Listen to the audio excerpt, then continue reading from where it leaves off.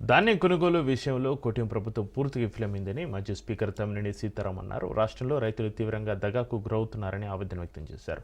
ప్రస్తుత ధాన్యం కొనుగోలు విధానంపై ప్రభుత్వ నిర్లక్ష్య వైఖరిని తమ్మినేని ఎండగట్టారు. ప్రభుత్వం నుంచి స్పష్టమైన కొనుగోలు విధానం లేకపోవడం వల్లే గ్రామీణ ప్రాంతాల్లో రైతులు తీవ్ర ఇబ్బందులు పడుతున్నారని విమర్శించారు.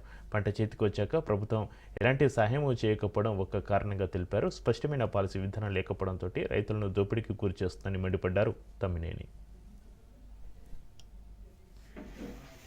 ఈ ఆరోపణలు వస్తున్నాయి.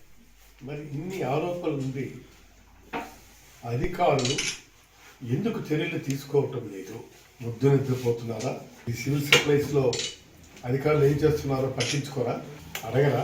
ఇదే నా ప్రభుత్వం అంటే దీనికి బాధ్యత ఉండాల్సినటువంటి అవసరం ఉందా లేదా? రెస్పాన్సిబిలిటీ హోల్డ్ చేయాల్సినటువంటి అవసరం ఉందా లేదా? ఇన్ని ఆరోపణలు ఉండి అధికారులు ఎందుకు యాక్షన్ తీసుకోవాలి? ఒక్క బియ్యం సివిల్ సప్లైస్ ఒక బియ్యం దానికి 2,500 రూపాయలు తీసుకుంటున్నారు. 2,500 రూపాయలు తీసుకుంటున్నారు. మొన్నను మన గ్రీవియన్స్ డేలో కొంతమంది వెళ్ళి కలెక్టర్ గారికి ఇచ్చారు. కలెక్టర్ గారికి ఇస్తే కలెక్టర్ వెంటనే కాల్ చేశారు. ఆయన పిలిచి ఎందుకు మీరు యాక్షన్ తీసుకోలేదు, యూ టేక్ యాక్షన్ ఇమీడియట్లీ అని చెప్పినప్పటికీ కూడా ఈ రోజుకి ఎటువంటి చర్యలు లేవు. ధాన్యం ఎక్సెస్ 3 నుంచి 4-5% కేజీలు తీసుకుంటున్నారని